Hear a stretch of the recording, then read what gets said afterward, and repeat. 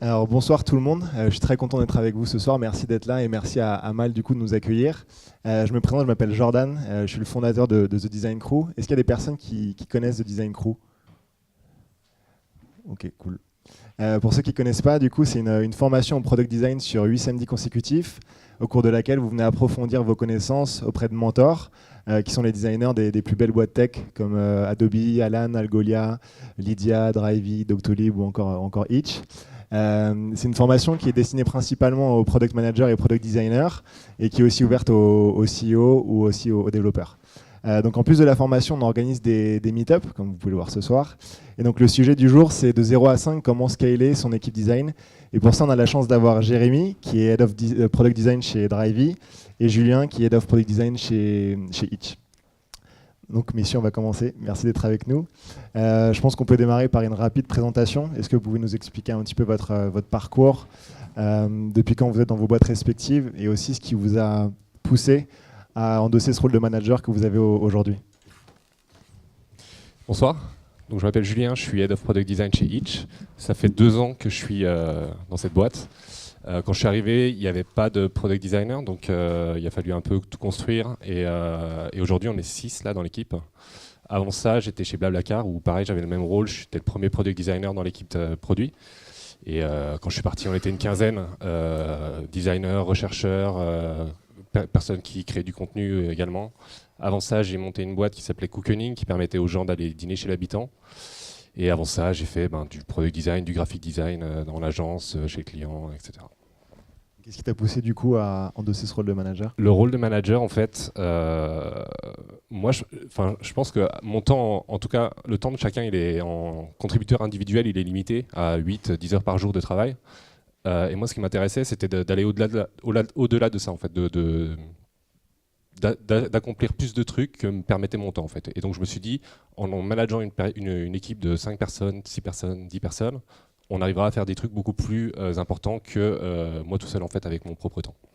Donc c'est essentiellement ça, c'est le côté scaler mon temps pour accomplir plus de choses, en fait. Ok, donc je vais tester le micro, ça a l'air de fonctionner. Bonsoir tout le monde, moi c'est Jérémy Barré. Je ne sais pas si je vais coller à mon menton comme vous toute la soirée. Je suis à Paris là depuis 1 an et demi, chez Drivey en tant que Head of Product Design. Donc on va en parler toute la soirée, mais comme Julien, j'ai commencé comme seul Product Designer à Drivey et on a commencé à monter l'équipe à partir de ça. Aujourd'hui on est 3, on a notre 4e designer qui arrive dans 2 jours, donc très très content à propos de ça. Avant ça, j'étais en Californie pour 3 ans. Donc j'étais dans les beaucoup plus grosses boîtes, Google et Facebook, où j'ai beaucoup appris, beaucoup observé aussi. J'ai pu travailler avec des super design managers et toutes les équipes produits en général, donc product manager, dev, designer et user research. Et donc ce qui m'a amené, pour répondre aussi à la deuxième question que tu as posée, ce qui m'a amené dans le management, c'est plus un nouveau challenge, dans le sens où j'ai encore plein de choses à apprendre en tant que contributeur individuel et j'en suis conscient et du coup j'en fais beaucoup encore en tant que manager et ça sera aussi une des questions aujourd'hui. Mais après avoir vu et expérimenté plein de choses dans des grosses boîtes qui ont compris pas mal de choses en product design, qui ont sûrement beaucoup à apprendre encore aussi, mais l'opportunité de devenir manager en commençant d'abord en seul product designer et en montant l'équipe, se présenter chez Drivey, en revenant en France. Et donc le pari me paraissait hyper excitant parce qu'en plus Drivey, on partait de assez loin, mine de rien, en culture design et en exécution product design sur l'app, le site web et la réflexion tout simplement du produit. Et donc super challenge pour continuer à apprendre de mon côté, commencer à mettre des briques vraiment de culture, encore une fois de management, et de voir l'aspect concret de faire évoluer un produit sur l'aspect design et produit en général. Ok, top. Du coup, avant de parler recrutement, process, management, je pense que l'élément de base pour scaler une équipe design, c'est la design culture de votre entreprise. Si les fondateurs de votre boîte n'ont pas conscience de l'impact ou de l'importance que peut avoir le design d'un point de vue business, ça sera compliqué pour vous. Ce sera compliqué parce que vous serez toujours dans l'exécution de la production et rarement dans la réflexion ou la construction de la vision produit à long terme. Du coup, comment est-ce que vous, dans vos boîtes respectives, vous faites pour insuffler, créer cette design culture? Chez Hitch, on a pas mal de chance en fait, parce qu'en fait, on a des développeurs qui sont vachement seniors, on a des cofondateurs qui sont très ouverts ou très enclins à apprendre de nouvelles choses. Et donc en fait, Mathieu, qui est le CPO, en tout cas la personne qui gère tout le produit et qui est un des cofondateurs de la boîte, c'est pas un mec du produit à la base, mais par contre il l'a appris, il s'est beaucoup documenté, et en fait il a vu très vite en se documentant l'intérêt du design. Et du coup, c'est feu vert à tous les niveaux dès qu'il y a besoin de designers. En fait, aujourd'hui, on a 6 product managers ou 7 product managers pour 6 designers. Donc on a un ratio quasiment de 1 pour 1. C'est pas vrai pour toutes les boîtes en fait. Je discutais avec d'autres personnes qui me disent qu'il y a peut-être un designer pour 2 product managers ou moins. En fait. Donc on a, en termes de culture, on a pas mal de chance d'avoir ce cofondateur qui est vachement ouvert à ça en fait, au design. Après, côté dev, ce qu'on a mis en place pour les intéresser à ça, c'est des sessions de critique avec eux. On va partager vachement et très tôt les projets et les explorations qu'on fait. Et en partageant tôt, ça permet d'avoir des discussions aussi sur la faisabilité, donc on va perdre un petit peu moins de temps. Et on en arrive en fait à avoir des développeurs qui s'intéressent à ce métier de designer en fait, et qui vont comprendre un petit peu le process d'exploration. Derrière, on va faire de la validation sur ces explorations, etc., avec du prototypage, tout ça. Et on arrive à avoir des développeurs qui, quand ils sont au courant qu'il y a un test utilisateur de prévu, ils nous demandent est-ce que je peux venir avec toi pour faire le test utilisateur. Donc ça c'est assez rare je trouve, en tout cas c'est les premiers devs que je vois demander ça. Et c'est un truc qu'on, je pense qu'on a réussi en communiquant avec eux et en ayant aussi des devs seniors qui sont intéressés à ça et qui ont un point de vue assez produit. Mais en tout cas, pas mal de chance en fait, d'avoir ces profils à la fois côté cofondateur et à la fois côté développeur. En fait. Ouais, donc grosse question sur la design culture en interne. Chez Drivey, c'est un peu différent. Quand on a commencé, moi quand j'ai rejoint Drivey, il y avait une super culture tech et une super culture produit dans le sens organisation de l'équipe produit avec les data analysts et les product managers. Donc ça c'est un énorme bon point en fait qui m'a convaincu de tenter l'expérience de rejoindre Drivey en tant que premier designer. Mais au contraire de Julien, la culture et la réflexion de design, elle était encore au balbutiement, elle était soit ni existante, soit pas très poussée. Et du coup, comment commencer à juste mettre les choses en marche et à prouver sa valeur en tant que designer, à mettre les bons principes, les bons process, pour ensuite voir les choses évoluer dans le bon sens. Donc là, c'est une vaste question. Le truc qui m'a déjà convaincu, en plus de la culture tech et produit, c'est le CPO. On voit aussi le rôle dont tu as parlé, je sais plus, c'est un CPO aussi, celui. Ouais. Donc le rôle de CPO, si j'ai un conseil à partager soit un premier, c'est aussi grâce à lui qu'on en est là aujourd'hui et qu'on ait pu monter en culture design. Tout simplement, il s'appelle Nicolas du coup, co-founder et CPO, donc un rôle très influent chez Drivey. Lui était conscient en fait qu'il y avait une énorme lacune chez Drivey, à la fois dans le côté organisation, dans la qualité du produit, et qu'on pouvait aller beaucoup plus loin en intégrant mieux le design et la réflexion design chez Drivey. Mais il ne savait pas trop sous quelle forme, il ne savait pas trop ce qu'était un product designer, il avait juste ouvert un poste. Et donc il était, on va dire, il commençait à être convaincu, mais il y avait tout à faire. Et donc ça, c'est ce qui m'a permis d'être confiant sur le fait que si je joignais Drivey, le pari allait être tenu.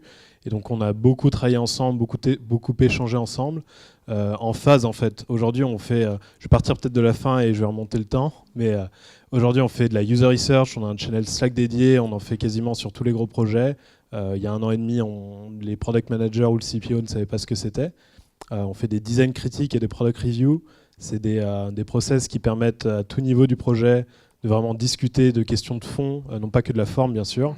Un des objectifs de The Design Crew, c'est vraiment de montrer que le design va bien plus loin que le visuel et l'exécution graphique.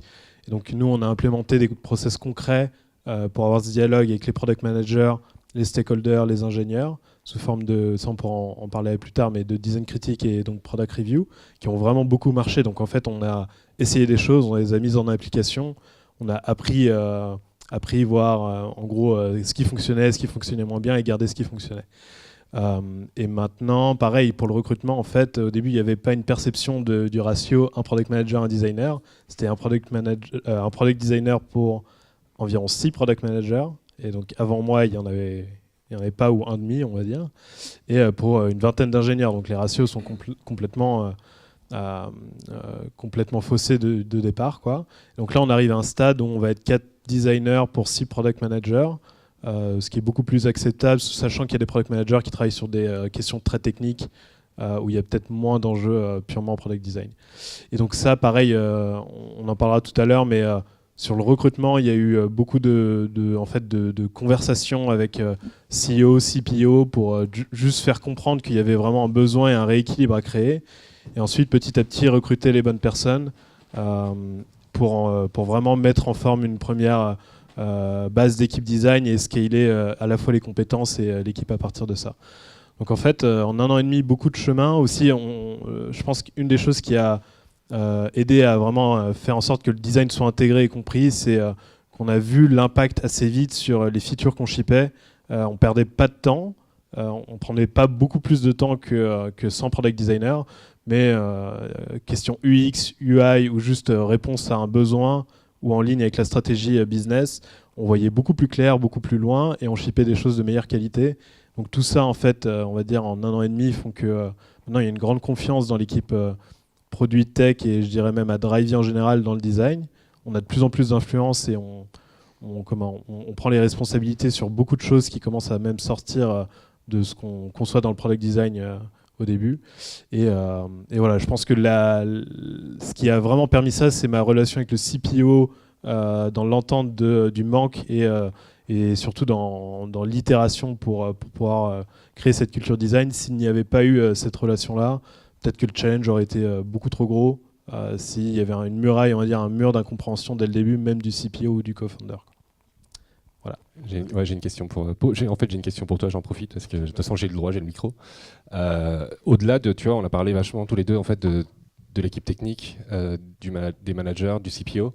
Qu'est-ce que vous avez fait pour, au-delà de ça, au sein des équipes opérations ou support client, etc., pour faire comprendre votre métier? Parce que je sais que nous, pour l'instant, on est assez mauvais là-dessus, en fait. Et je sais qu'on va essayer de travailler et de communiquer avec eux et de leur présenter des choses, mais pour l'instant, on le fait assez peu, et le métier, il est assez mal compris, au fait, au sein de ces équipes-là chez nous. Ouais, donc ça, c'est une super question, et c'est hyper complexe comme challenge. Moi, je dirais qu'il y a pareil, en fait, il faut toujours essayer de découper et voir ça en phases. Pour moi, la première phase et le premier environnement à gagner en termes de confiance et de compréhension, c'est équipe technique et équipe produit. Donc là, on parle des ingénieurs, VP Engineering, CPO, Data Analyst, Product Manager.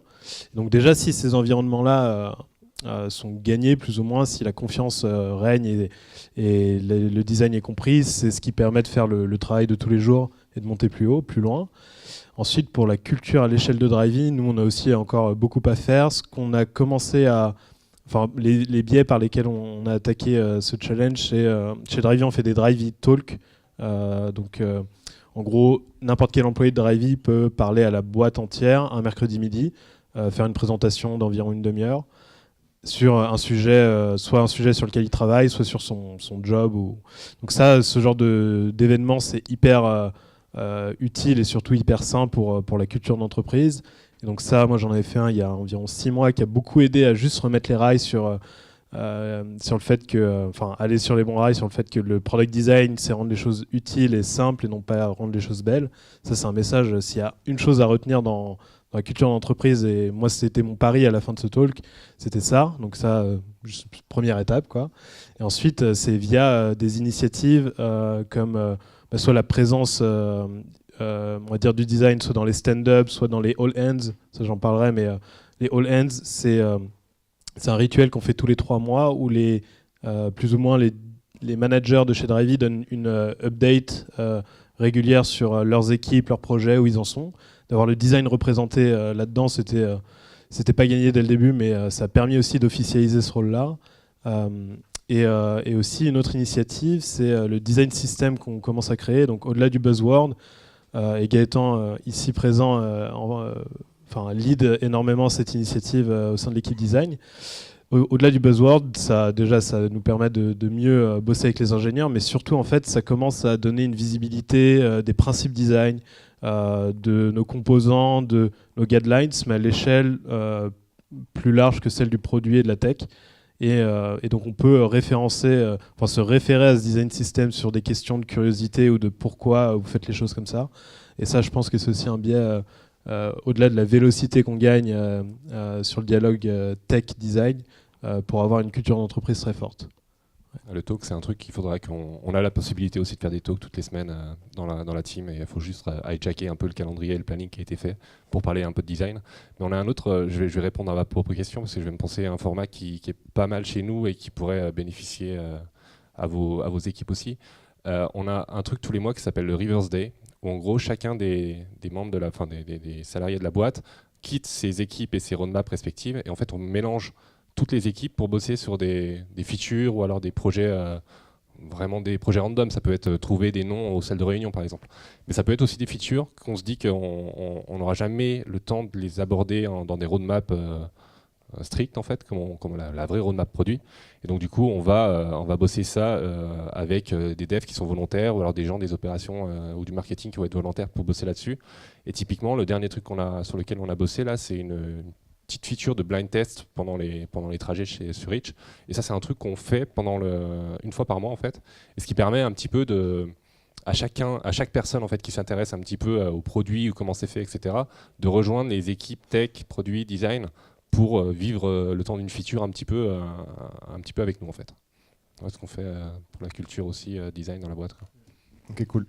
Du coup, quand vous avez rejoint donc Itch et Drivey, vous étiez les premiers designers, donc vous avez dû endosser ce rôle de production et d'exécution. Je sais que vous le faites toujours un peu aujourd'hui, mais à partir de quand et comment est-ce que vous avez réussi à faire le shift de « Ok, je suis tout seul et je prends tout et j'exécute de manière assez waterfall parce qu'on a une roadmap assez ambitieuse » à « Ok, pause, on prend le temps de réfléchir, de structurer ça différemment et de recruter ». Est-ce que c'est quelque chose qui était prévu quand vous avez rejoint ces boîtes-là ou est-ce que ça s'est fait au fur et à mesure en fonction de vos besoins de la roadmap ?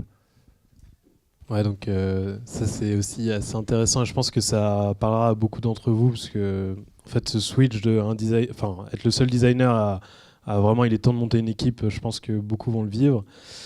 Chez Drivey en fait en théorie c'était dans le rôle que j'ai accepté. Donc avec Nicolas on savait qu'il y avait cette opportunité sur le long terme, on n'avait juste pas mis de date pour savoir quand on allait prouver qu'il y avait des besoins de plus d'un designer et pourtant un designer encore pour 6 product managers. Et voilà, juste en faire une réalité. Et donc, comment ça s'est passé d'un point de vue personnel, en fait, assez vite, il n'y a pas vraiment besoin de débattre trop longtemps pour savoir qu'on était understaffé. Donc, encore une fois, au niveau des ratios et juste sur le fait que, à la base, ma consigne était de travailler qu'avec 2 squads sur les 4 et un peu de faire du jonglage. Moi, j'acceptais pas ça, c'était pas possible, quoi. Je pouvais pas avoir un focus sur des projets, des équipes projets et laisser d'autres choses être menées sans une réflexion design. C'est juste pas du tout une façon d'avancer. Donc assez vite, en fait, j'ai pris les devants et un peu la décision de déjà travailler avec tous les product managers, tous les ingénieurs sur toutes les features. Et donc, du coup, pas avoir assez de temps pour vraiment commencer à construire des process robustes et surtout du temps de réflexion en amont des projets. Mais dès que je le pouvais, en fait, même si j'avais pas le temps, moi, de mener ces phases-là, je challengeais toujours les PM avec qui je taffais pour leur faire comprendre qu'il y avait une voie, une réflexion design, même en amont, en fait. C'est-à-dire que je vais pas prendre 100% de cette tâche de définir un problème, de faire de la user research, mais très très vite, en fait, je leur faisais comprendre que ça découlait pas juste du PM et qu'il y avait beaucoup de valeur aussi à entendre ce que le designer avait à dire ou comment il pouvait contester les choses. Donc ça, c'est, on va dire, pendant 6 mois, comment ça s'est passé. Et en fait, en début d'année, donc moi j'avais rejoint en septembre et en décembre, on avait déjà identifié du coup avec Nicolas, mais l'équipe en général produit qu'il y avait un manque, qu'on n'avait pas continué avec un seul designer pour tout faire, quoi. Et donc maintenant, c'était plus une question de, on va l'officialiser, on va avoir le budget et on va ouvrir plus ou moins des rôles un à un. Et donc je dirais qu'en 3 mois, ça a tenu et le débat a été clos, on va dire. Ensuite, en début d'année dernière, on a ouvert un poste en février. Et donc c'était officiel, on commence à scaler l'équipe et ça a pris 3-4 bons mois pour trouver le bon profil. Ça, on en parlera du recrutement. Et donc maintenant, c'était plus le débat en fait et la question est toujours là. Moi, j'ai pas feu vert sur mon headcount de designer du tout. C'est vraiment chaque designer, je veux prouver qu'il y a un besoin. Assez vite, moi je l'ai pris sous l'angle de il faudrait un product manager, un designer et les questions. Enfin, le débat derrière, c'est on a une phase problème, une phase solution, beaucoup à apporter. On fait à peine de la user research. Il y a beaucoup d'angles sur lesquels on peut grandir, quoi. Et donc peu à peu, cette idée a fait son chemin. Et en fait, chaque designer ajouté, et donc Gaëtan qui a rejoint l'équipe, on prouvait en fait qu'on pouvait aller beaucoup plus haut, beaucoup plus loin. Et du coup, concrètement, on a pu prouver la valeur à un designer, puis 2. Et là, on le fait pour 3, puis 4. Et donc c'est ça qui fait que peu à peu, on scale l'équipe design et on essaye d'arriver à une notion de squad, donc d'équipe projet où un designer est leader de sa squad, en pair avec le PM, quoi. Et donc aujourd'hui, on a 5 squads, donc c'est l'objectif. Et chez Itch, donc quand je suis arrivé, donc premier vrai designer produit, il y avait 3 ou 4 PM, et donc forcément, t'éteins des feux en fait. Genre, t'es là, il y a 50 projets, il y a une roadmap qui est en route, tu vas juste pondre des mock-ups, et tu te dis, bon, c'est pas ça forcément le rôle d'un product designer, c'est pas de pondre des mock-ups à la chaîne, mais on se dit, il y a 4 PM, je suis le seul designer, les mock-ups, on m'attend là-dessus. Sur tout le reste, tu peux t'appuyer en fait sur les product managers. Et après, on aura ce discours de vas-y, cette partie-là de définition de problème, etc. On va peut-être se la partager ou on essaiera de trouver un modèle qui va nous permettre de travailler ensemble. Mais en premier, c'est sûr, tu bouffes du temps, enfin, tu bouffes des specs à faire et des mock-ups à faire en fait. Après, très vite, on se rend compte que ça va pas être une situation dans laquelle je vais pouvoir rester super longtemps en fait, genre tout seul contre 4 product managers avec des offres d'emploi qui étaient en ligne et donc qui cherchaient de nouvelles personnes. Donc en fait, t'as pas le choix en fait. Tu vas prendre un tiers de ton temps, un quart de ton temps pour faire du recrutement en fait. Il faut le voir comme un investissement en fait. Tu peux pas te dire j'ai pas le temps de faire du recrutement. C'est juste il faut le faire. Derrière, ça va te faire gagner du temps, in fine, quand tu vas compter le nombre d'heures que tu auras travaillé ou le nombre de ta productivité, en fait, quand tu vas essayer de la mesurer, tu vas te dire, bah ouais, j'ai gagné du temps parce que à un moment, les courbes se croisent et le temps que j'ai passé à recruter, c'est du temps que j'ai gagné parce que le mec est arrivé, en fait. Et donc, forcément, ces 30% de temps ou ces 20% de temps que tu vas accorder à du recrutement, c'est du temps que tu ne vas pas pouvoir passer sur du design. Donc, c'est du temps où tu vas te dire, ce que je vais livrer, ça ne va pas être parfait. Et donc, ce n'est pas les meilleures périodes que tu passes dans la boîte parce que tu sais ce que tu livres. Ce n'est pas forcément le mieux que tu puisses livrer. Et en plus, tu es en période d'essai, quoi. Il faut que tu fasses tes preuves et tout ça. Donc, ce n'est pas la période la plus marrante à passer.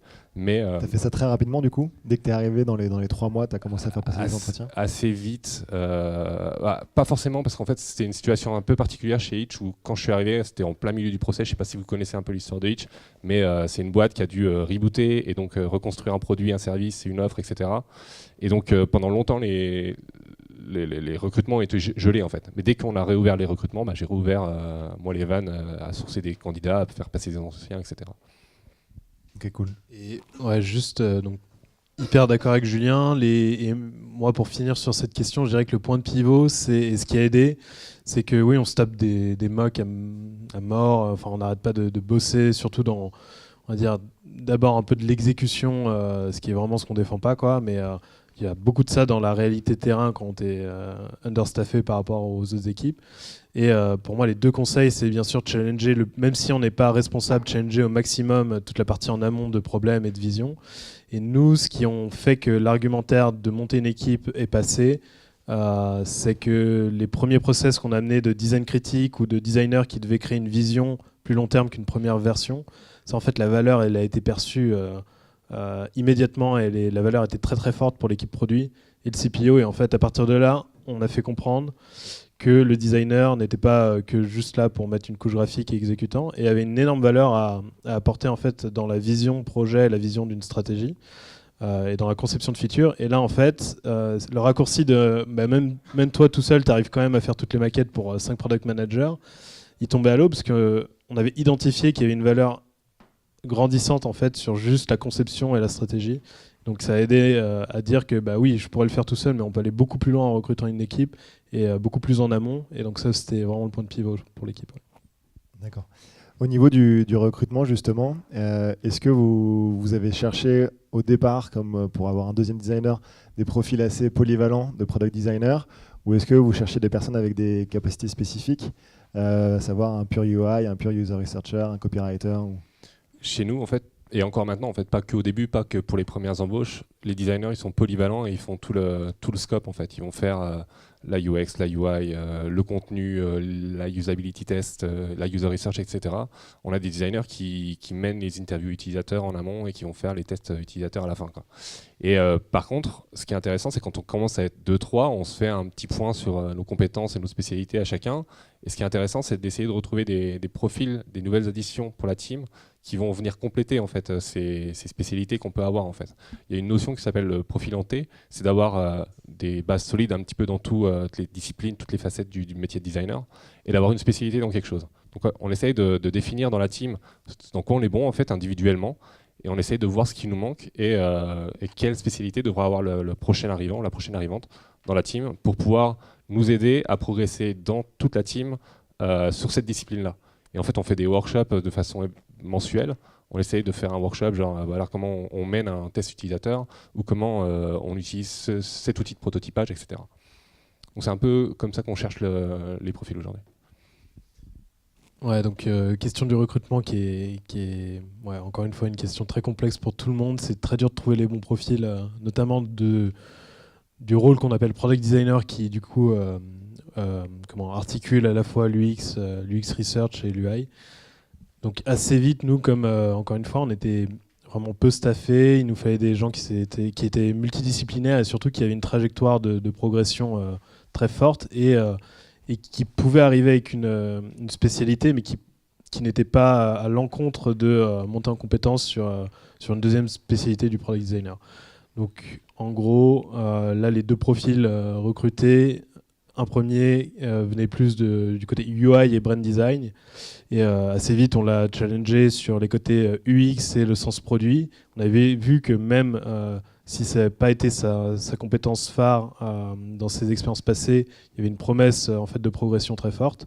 Et donc ça a validé en fait, notre choix de en faire un profil de product designer.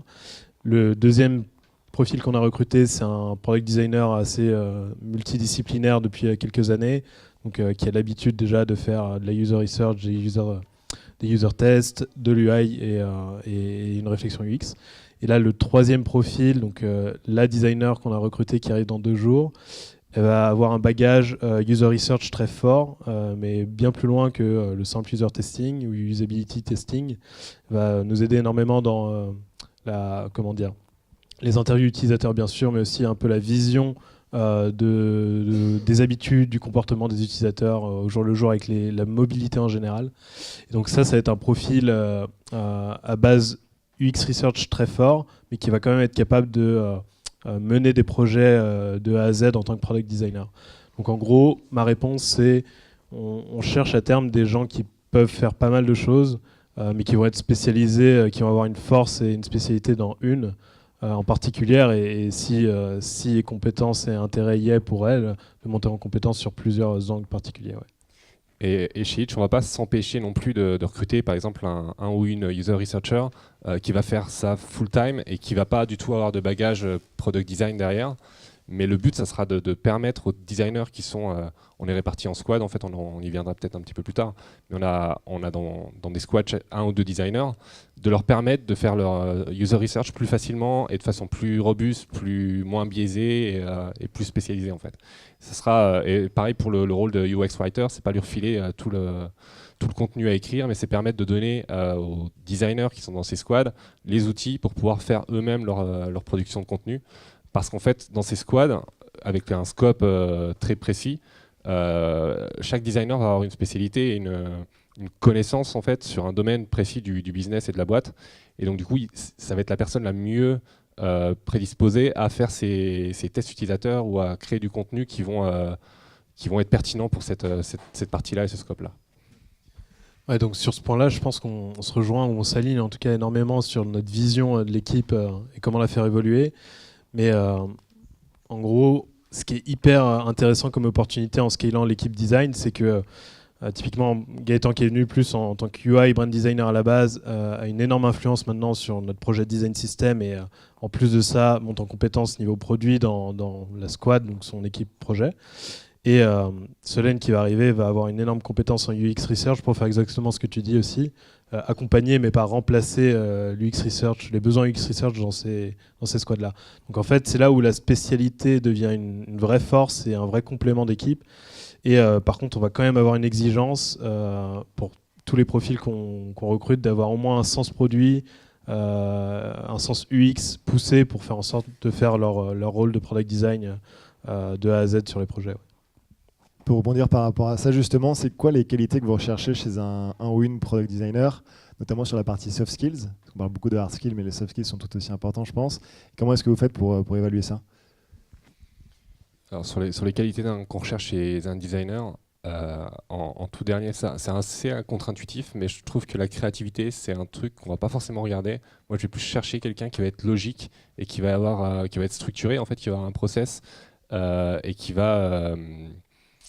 moi, je crois vachement en fait au fait que trouver la bonne solution à un problème pour un product designer, ça relève de la brute force en fait, d'explorer beaucoup de choses, d'être méthodique et se dire voilà, j'ai exploré tous les chemins, ce truc-là je l'ai pas exploré donc j'y vais et je barre tous ceux qui sont pas convenables en fait, qui performent pas suffisamment. Et donc on va trouver des gens méthodiques qui vont avoir un sens de la logique. Et en termes de soft skills, des gens qui vont être vachement avancés, vachement seniors dans leur communication. Parce qu'il y a une spécificité aussi à la boîte chez Hitch, c'est que c'est une boîte très remote. Et on va avoir des gens, tous les développeurs sont en remote de toute façon. C'est rare qu'on ait des développeurs au bureau. Et donc ils sont en remote à Montpellier, à Toulouse, en Serbie, à Athènes, un petit peu partout en Europe.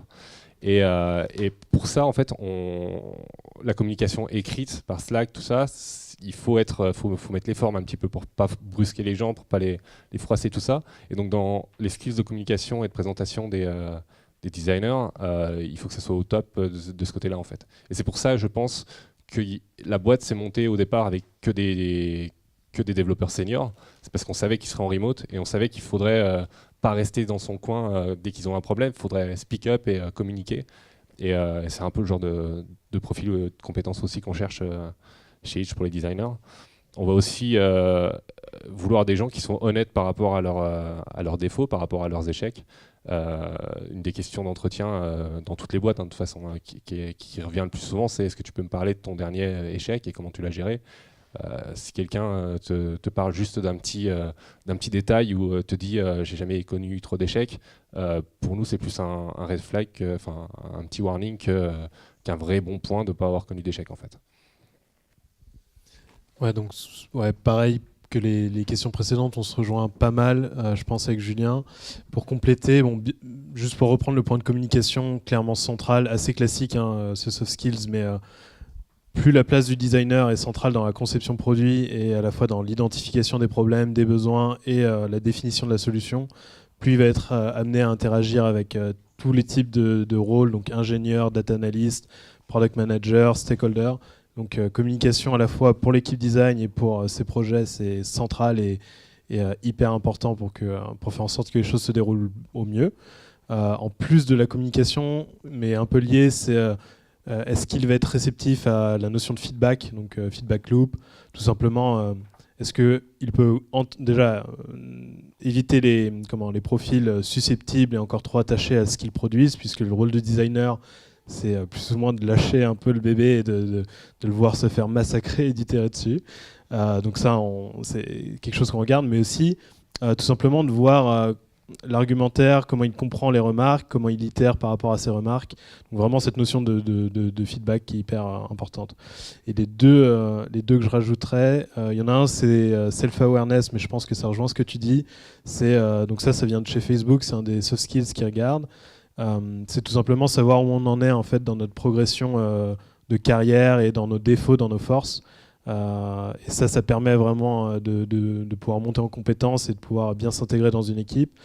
Et l'intentionnalité, ça c'est un mot qui tout simplement représente le fait de pouvoir argumenter chaque choix que l'on fait. Donc, un peu lié aussi aux skills de présentation, mais tout simplement en tant que designer, on ne doit rien laisser au hasard. Il n'y a pas un bouton, un wording ou une image qui est là juste pour être jolie ou parce que c'était vide, quoi. Donc la notion d'intentionnalité, que ce soit des arguments de fond sur le pourquoi d'un problème et le pourquoi d'une solution, ou sur quel composant ou quel font size je choisis, hyper important. Donc vraiment travailler l'argumentaire et voir la réflexion derrière. Ouais. C'est vrai, j'avais oublié ce que tu disais sur la prise de feedback, en fait, l'humilité de pouvoir prendre du feedback, tout ça, c'est des trucs qu'on va regarder aussi. On est souvent d'accord en fait ce soir, donc ça va pas être super. Si vous attendiez à un débat d'idées, ça va être compliqué, parce qu'on est souvent alignés sur là-dessus. Ouais, peut-être on verra. Mais c'est vrai qu'on regarde ça vachement, parce que comme je le disais tout à l'heure, je crois vachement que le product design, c'est du brute force en fait, et donc ce qui veut dire qu'en explorant plein de choses, ça veut dire que 90% des choses que vous allez explorer, ça va être jeté à la poubelle en fait, ça ne sera pas implémenté. Et pas parce que ça n'a pas de valeur, c'est juste des chemins que ne doivent pas emprunter vos développeurs, parce que ça coûte super cher de faire développer quelque chose, de le faire QA, de le faire tester, etc., de l'implémenter, de le mettre dans une app, de le mesurer, etc. Alors que si vous créez un prototype uniquement, vous créez 10 prototypes sur 10 solutions, vous allez avec votre petit prototype tester avec des vrais utilisateurs cette solution-là, c'est beaucoup plus rapide en fait. Et donc du coup, on va vouloir chercher des designers qui vont pas s'attacher à leur solution, qui vont plus tomber amoureux du problème qu'ils vont chercher à résoudre. Parce que si tu t'attaches à ta solution, en fait, tu vas être déçu parce que 90% de ce que tu vas faire, on va le jeter en fait. Donc c'est aussi un des trucs qu'on va regarder aussi quand on va recruter des nouvelles personnes. Toujours un peu sur la partie recrutement, on en parlait rapidement en préparant le talk. Passer de 1 à 2 designers, c'est beaucoup plus compliqué que de passer de 2 à 3 ou de 3 à 4. Vous, comment est-ce que vous avez fait pour préparer cette arrivée, et est-ce que vous avez des tips justement pour préparer l'arrivée du deuxième designer? Donc oui, c'est vrai que c'est beaucoup plus simple de passer de 2 à 3 à 4, etc., que de passer de 1 à 2, parce que tout simplement, toute la collaboration que vous avez mis en place, tous les outils de collaboration que vous avez mis en place pour passer de 1 à 2 a déjà été fait quand vous passez de 2 à 3, c'est logique en fait. Après, c'est vachement du tooling en fait, et de la communication tout simplement, et définir quel sera le scope de chacun. C'est peut-être pas la recette magique en fait, mais quand le deuxième designer est arrivé, on s'est splitté le travail en deux en fait. Itch est une marketplace comme Drivey est une marketplace, à différence près que nous c'est une marketplace pas libre, c'est pas les drivers qui vont mettre leur prix, mais en tout cas on a une supply et une demand. Et en fait on s'est départagé, en fait on s'est divisé le travail de cette façon-là. Toi tu prendras des drivers, moi je prendrai les passagers. Et pour pouvoir faire ça, il faut s'assurer que tous les fichiers que tu as créés de ton côté, toi, unique designer de la boîte, ils sont suffisamment lisibles pour lui, ils sont bien organisés et tout ça, ça demande un peu de rigueur de ce côté-là. Et que tu as mis en place des trucs pour pouvoir travailler à plusieurs sur le même fichier, en fait. C'est pas à cette époque-là qu'on a commencé à avoir Abstract, par exemple, en termes de, si on veut parler d'outils, mais on a commencé à avoir un Dropbox avec des fichiers scindés par projet, par design system, etc. Et ouais, c'est pas mal passé par le tooling et par la définition du scope de chacun, en fait, je pense. Alors moi je trouve qu'il y a deux points vraiment clés quand on commence de 1, enfin on fait la transition de 1 à 2. Je vais commencer par le premier point, l'ownership, et t'en parler un peu. C'est vraiment définir un peu l'espace de chacun et jusqu'où en fait on collabore et jusqu'où on empiète sur le terrain de chacun. L'idée c'est que bien sûr la collaboration et les feedbacks en tant que designer, faut les encourager un maximum. Et par contre moi j'avais quand même l'expérience où j'ai passé un peu plus de 6 mois à travailler avec tous les product managers, tous les projets, tous les ingénieurs. Donc en fait, un vécu et puis beaucoup de pensée derrière toutes ces features-là. Donc de devoir un peu être sûr de vraiment déléguer, mais de façon complète, un espace et une thématique. Ça, c'était l'un des gros challenges sur lequel fallait assez vite s'entendre, s'accorder. Et ensuite, ce challenge va se répéter, comme tu dis, de 3 à 4, 4 à 5. Et ensuite, le tooling, bien sûr. Moi, j'ai eu la chance, en ayant Gaëtan qui est rejoint, et qui a beaucoup d'intérêt sur le tooling, genre typiquement Abstract, et avec qui on a bien bossé sur les bases du design system, de vraiment mettre ça en place, quoi. Donc ça a été très utile déjà à 2, là ça l'est encore plus à 3, et puis on va faire que voir la valeur de cet effort grandir. Donc tooling assez classique, Abstract, et nous on utilise énormément InVision pour juste le partage, en fait, plus de maquettes ou de prototypes à l'échelle de l'équipe design et produit. Donc tout le monde a un accès très simple au board InVision. Donc voilà, se mettre un peu s'accorder sur quel type de de surface et d'outils on utilise. Et pour moi, l'ownership qui est vraiment le point sur lequel s'accorder est peut-être le point le plus important. Parce que le défaut de tout faire peut être dur à quitter. T'as galéré toi en étant donc seul designer et à devoir partager un peu tes jouets et à te dire ce scope-là je m'en occuperai plus. Nous, on a vu qu'on encourage vraiment cette culture de feedback constante. En fait, je trouve que d'arriver à ce point-là n'était pas si difficile au final, parce que tu as toujours un pied. En fait, tu as une visu constante du travail de chacun. Donc, tu peux donner des feedbacks en continu sur Slack, sur InVision. On a un channel dédié design qui nous aide à poster quelques explorations in progress. Les InVision qui sont beaucoup plus une surface continue sur laquelle on peut continuer d'échanger, itérer. Et on a toute cette notion de design critique qui est le meeting vraiment mené par le design pour récolter des feedbacks. Donc en fait, via ces process-là, je trouve que c'est plus simple de rester impliqué, de toujours donner son avis, sans diriger et sans avoir le défaut de vouloir tout faire. Donc moi c'est un peu la solution qui a fait que ce chemin était plus simple. T'as eu du mal à prêter tes jouets, toi? Non, pas du tout. Pareil, en fait, on a les mêmes réponses. T'aurais eu un intervenant ce soir, c'était pareil, en fait. Du coup, au niveau de l'organisation de votre boîte, vous l'avez dit un peu tout à l'heure, vous êtes organisé en squad. Est-ce que chaque designer est rattaché à une squad? Et est-ce que d'un point de vue géographique, dans le bureau, ça se retrouve? Est-ce que c'est chaque designer dans sa squad ou est-ce que c'est plus une espèce de pôle design au sein de la boîte? Tu l'as ta question, on va différer. Donc je vais commencer chez Drivey.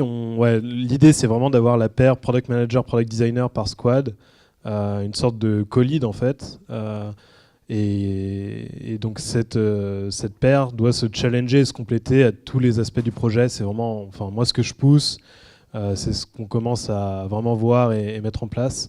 Et donc pour avoir cette notion d'engagement, on a un designer par squad qui devient leader de sa squad sur toutes les questions de design, mais design au sens large, donc sur la réflexion, sur la qualité de ce qui ship, sur les bugs, sur la vision de cette squad et des projets, et sur mener les bons meetings au bon moment. Donc ça, c'est ce qu'on essaye de pousser. Et pour renforcer ça géographiquement, les bureaux, on essaye de vraiment les dispatcher en squad, dans le sens où on a déjà nos rituels et on va dire on a déjà nos initiatives design pour avoir du temps ensemble, être sûr qu'on collabore et vraiment partager ce temps-là. Donc on préfère que les squads soient vraiment toutes regroupées ensemble avec leur rôle distinct de designer, analyste et tout, pour faire en sorte de créer ces mini-équipes avec une énergie autonome. Et donc évidemment tout pareil pour les squads. On a un designer par squad,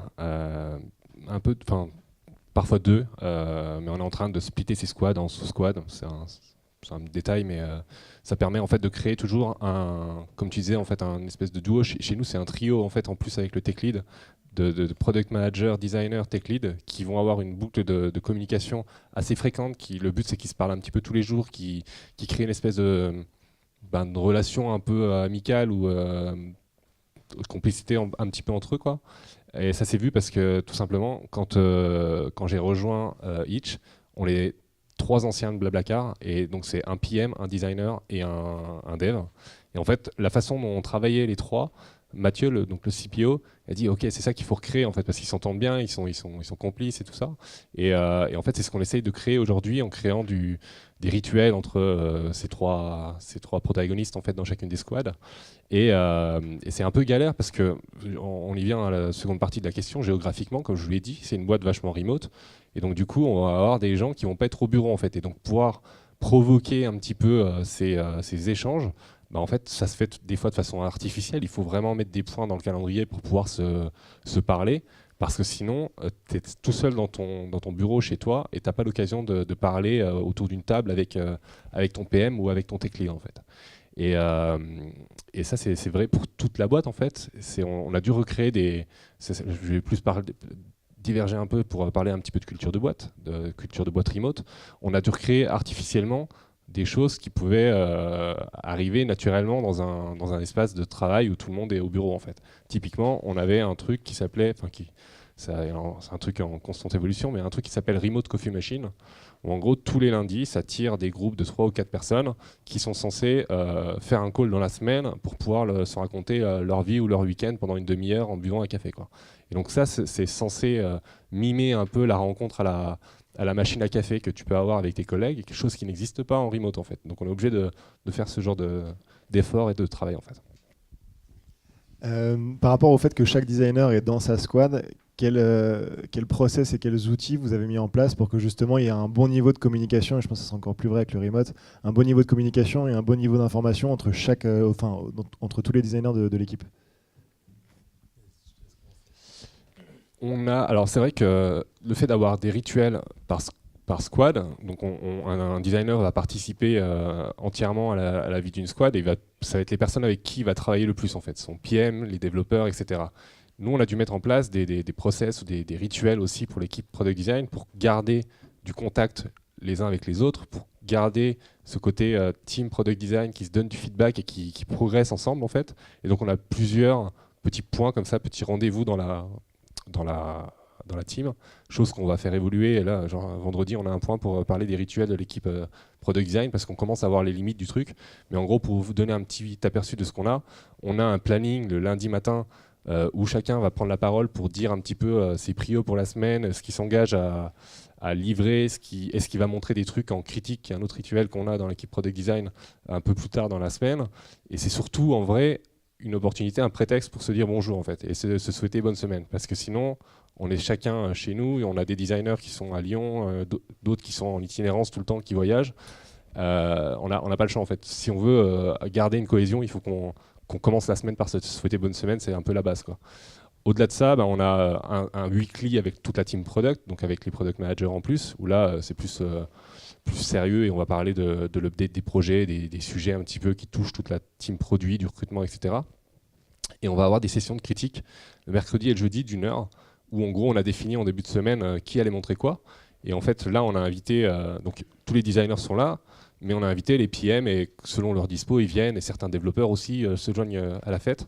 Et on montre un petit peu les projets sur lesquels on bosse, et on se donne du feedback en fait. Et la discussion justement de vendredi sur les rituels, ça vient d'une limite de ce truc-là, où en gros les designers vont moins montrer ce qu'ils font en ce moment, parce qu'il y a plus de monde en fait. Et donc il y a des développeurs, il y a des product managers, et ça devient plus une présentation où il faut montrer un truc quasiment fini, alors que quand on le faisait contre designers, on ouvrait un fichier sketch, on ouvrait des slides et on s'expliquait un petit peu le contexte et on se donnait des updates de là où on était. Et si c'était pas final, si c'était pas fini, c'est pas grave en fait. Donc on est en train de voir comment on peut garder ce point de vue des devs, leur montrer des choses, et le point de vue des PM, avoir cette discussion sur les designs avec eux, tout en gardant un peu le côté, ouais, on est entre nous et on va partager des trucs, on s'en fout si c'est pas fini en fait. Donc on a ce truc-là. Et en plus, c'est un truc qui commence, qu'on n'a pas fait souvent, j'en parlais tout à l'heure, mais c'est les workshops qu'on va faire de façon mensuelle, où en gros on va se prendre un vendredi après-midi par mois, et on va se dire, vas-y, moi j'ai vu cette interaction-là sur telle app, on essaie de la refaire cet après-midi. Ou alors, tiens, j'ai vu qu'il y a beaucoup d'interviews utilisateurs ces prochains jours, ça serait pas con de faire un petit guide d'interview de comment on les fait, et un petit rappel de c'est quoi les bonnes pratiques quand on fait de l'interview utilisateur. Donc voilà, c'est un peu les rituels et les points de contact qu'on a, toute la team design les uns avec les autres, parce que justement il y a ce besoin, parce qu'ils sont tous dans des squads, de se retrouver ensemble et de progresser ensemble en tant qu'équipe. Ouais, carrément. Moi je dirais que non, mais y a plein de choses sur lesquelles je vais pas rebondir parce que design critique. Enfin, nous on essaye au max aussi de garder le fait de le préparer au minimum, de montrer des choses qui ne sont pas encore finies. Et vous avez les développeurs et les product managers dedans ? Ouais, ils sont optionnels. Ben, j'en parlais tout à l'heure du coup, mais on essaie, c'est assez fort. On veut vraiment garder ce meeting en tant que meeting où tu montres où tu en es et tu as rien à préparer, quoi. Moi je dirais qu'il y a un peu, ouais, il y a les meetings de squad et les meetings de l'équipe design. Donc chaque squad a un peu ses propres rituels et il y a quelques rituels communs. On fait des stand-up tous les midis par exemple. Ça prend 5 minutes pour la squad pour que chaque membre dise où ils en sont. Il y a des bi-weekly de squad, et ensuite il y a donc bi-weekly égale en gros une fois tous les 2 mois. Non, une fois toutes les 2 semaines, désolé. Et donc pareil pour l'équipe produit, on a un bi-weekly une fois toutes les 2 semaines. Et en fait, l'enjeu, il devient, avant d'entrer dans les rituels vraiment design, l'enjeu, il devient comment on reste productif et on a du temps pour vraiment faire un peu tout ce qu'on attend d'un product designer, vu qu'on parle plus d'exécution, mais on parle encore une fois de compréhension de problèmes, d'idéation, de tests utilisateurs. Et donc, comment essayer de ne pas inonder en fait le planning, le calendrier avec des meetings, et garder que que les meetings qui ont de la valeur et qui apportent vraiment quelque chose au jour le jour. Donc dans l'équipe Product Design, je dirais que celui qui apporte le plus de valeur, encore une fois, c'est la design critique, où déjà c'est un meeting leadé mené par le design, avec une audience donc de designers, mais aussi le CPO qui n'en loupe pas une, parce qu'il adore ça, et parce qu'il participe énormément aussi à la réflexion en amont des projets. Et on essaie d'avoir aussi, si c'est pertinent, le product manager ou l'ingénieur, enfin le référent engineering, on va dire, des projets. Et donc ça, le fait d'avoir en fait un meeting qui est vraiment mené de A à Z par le design, c'est très fort en fait. On officialise, on admet le fait que le design a une voix, qui peut aussi présenter un contexte, présenter des buts, présenter une réflexion, jusqu'à parler de métriques à traquer. Et donc ça, en fait, on n'a pas envie de le perdre, et on veut montrer que c'est possible d'avoir ces discussions initiées par le design. Et à la base, on l'a gardé le vendredi midi pour que ça soit durant le déjeuner. Ceux qui n'ont pas encore déjeuné peuvent amener en gros leur plat, et on en discute de façon très posée, très calme, sans avoir préparé quoi que ce soit, mais quand même en ciblant bien les zones de discussion et où est-ce qu'on aimerait avoir des feedbacks. Donc ça, pour l'instant, on a réussi à le garder comme tel. On verra si ça évolue, mais c'est comme ça que ça apporte le plus de valeur. C'est quoi le format de critique? Est-ce que vous définissez l'agenda en avance, ou c'est genre t'arrives et vas-y, qui est-ce qui a quelque chose à montrer et on regarde? Donc de plus en plus, on va devoir vraiment le préparer, juste l'agenda, pas forcément la présentation en elle-même. Avant, c'était un slot d'1 heure. Le vendredi, on montre ce qu'il y a à montrer. Et il y avait toujours, encore une fois, la même audience, donc il y avait moins besoin d'avoir un agenda très prévu à l'avance. Maintenant, ce qu'on fait, c'est qu'on cible un peu plus les critiques, donc laquelle va être à quel moment. Quelquefois, on le fait plus le vendredi, parce qu'il y en a 2-3 maintenant qu'on est 2-3 designers. Et donc, on va essayer d'avoir l'audience, les bonnes personnes au bon moment, donc la bonne audience par rapport au projet. Et donc ça demande un peu plus de préparation et surtout de communication. Mais à l'intérieur de la critique en elle-même, on peut parler de wireframe, on peut parler sur un document, on peut parler de choses finies ou d'un prototype. Et c'est vraiment de parler d'un projet à tout niveau, et surtout de cibler quels sont les feedbacks intéressants pour cette critique-là. Donc ça, c'est un des rituels qui a beaucoup de valeur et qu'on garde. Et le deuxième gros rituel qu'on a amené dans l'équipe design, c'est le Product Design Weekly. Donc je pense assez similaire à ton entretien d'équipe. L'idée là, c'est de faire un rapide tour de table des différents projets à venir, et surtout d'avoir un temps d'équipe design où on peut à terme soit faire de l'idéation sur des projets hors des squads en fait, tout simplement revoir la navigation de Drivey si on veut y réfléchir 1 heure en tant que designer, comme on le ferait pour juste avoir une sorte de vision partagée. Ça pourrait être hyper intéressant. On essaye d'en profiter pour faire du partage de connaissances. Donc là, récemment, on a parlé de data, comment utiliser la data en product design. Aussi, on a fait une démo origami, on va faire une démo principal à la prochaine. Donc là, c'est vraiment un temps d'équipe, de partage. Et si possible, sur le long terme, comment on se complète pour monter en compétences. Donc ça, c'est les 2 gros rituels qu'on va garder et qui ont beaucoup de valeur. Sinon, il y a toujours vraiment cet équilibre à trouver entre quels meetings sont importants et lesquels on peut lâcher pour pouvoir quand même garder du temps pour produire. J'en rajoute une sur la critique. Un des faits qu'on a intégré les PM dedans, à l'origine, c'est parce qu'on le faisait qu'entre nous. Et en fait, on se rendait compte que donc on donnait du feedback aux autres designers qui bossaient dans une squad sur un de leurs projets. Le PM n'était pas là, et il retournait voir son PM. Le PM disait autre chose, et il revenait la semaine suivante en critique, et c'était une espèce de... le designer était entre papa et maman, et il disait pas la même chose, quoi. Ouais, et c'était un peu chiant. Et donc du coup, on a intégré les PM et puis les développeurs. Et donc du coup, voilà les problèmes dont je vous ai parlé, il faut que ça soit préparé, etc. Ça met une pression en fait sur l'équipe assez palpable en fait. Une dernière question avant de passer à vos questions, parce que ça va faire bientôt 1 heure qu'on parle. Sur la partie management, est-ce que vous définissez avec vos product designers une espèce de plan de carrière pour les faire monter en compétences, et comment est-ce que vous suivez cette évolution? Alors assez vite, en fait, on a créé dans l'équipe un career path, et aujourd'hui, il n'a qu'une voie. Traditionnellement, enfin, dans beaucoup de boîtes, le career path, il a 2 voies, et c'est un contributeur individuel ou manager. On a fait le choix d'en avoir qu'une seule, parce que pour l'instant, on n'a eu besoin que sur une seule. Mais c'est un truc qui peut vivre, en fait, c'est un truc qu'on peut faire évoluer. Et on l'a construit ensemble, en fait, ce truc-là. On a défini 4-5 rangs de designers, 4-5 niveaux de designers, et on l'a fait coller au design process le double diamant. Et en fait, plus ton designer va être senior, plus il va prendre la globalité du spectre. Et un designer junior, lui, on va juste lui demander, ben voilà, le problème il est déjà défini, on a fait des explorations, fait l'UI de ce truc-là et fait la delivery de ce truc-là. Quelqu'un d'un peu plus senior, il va faire les explorations. Quelqu'un d'un peu plus senior, il va définir les critères de succès et sur la base d'insights, il va définir le problème. Et quelqu'un encore plus senior, c'est lui qui va chercher les insights, qui va les analyser et qui va définir le problème, etc., etc., pour faire tout le spectre en fait. Et en fait, on s'est tous mis d'accord sur, donc ça c'est la base du framework. Et derrière, on s'est dit, ok, c'est quoi en termes de scope, de management, de leadership, de tooling, de soft skills, de hard skills, de design, etc. Qu'est-ce que ça voulait dire d'être level 1, level 2, level 3, etc. Donc c'était un truc un peu collégial qu'on va faire évoluer par la suite. Et comment on fait évoluer les designers? Tous les 6 mois, il y a une performance review qui se fait sur une grille qui a été faite commune pour toute la boîte. Peut-être qu'il faudrait qu'on l'adapte ou qu'on fasse une annexe sur le career path qu'on a défini pour les designers. Pour l'instant, on ne l'a pas encore fait. Mais parce que c'est assez récent, finalement on est 6 dans l'équipe depuis... il y a 1 an, on était 2 en fait, tout simplement. Et donc là, du coup, maintenant on est 6, on va peut-être pouvoir se poser la question de comment on fait évoluer les gens par rapport à la grille qu'on a définie. Mais je pense que ça se fera tous les 6 mois, lors des performance reviews, on regardera un petit coup d'œil dans le rétro et sur la grille du career path. Ouais. Du coup, par rapport à ça, si jamais tu as une personne qui est complètement junior et qui est en bout de chaîne du double diamant ou qui va être sur la delivery, est-ce qu'après tu l'embarques avec toi sur la phase un peu en avant d'idéation pour la faire monter en compétence là-dessus, pour qu'elle fasse ça progressivement? C'est le but un petit peu, ouais. Enfin, c'est le but. Non, une personne junior qui va rejoindre l'équipe, on va la mettre dans une squad et elle fera tout quand même.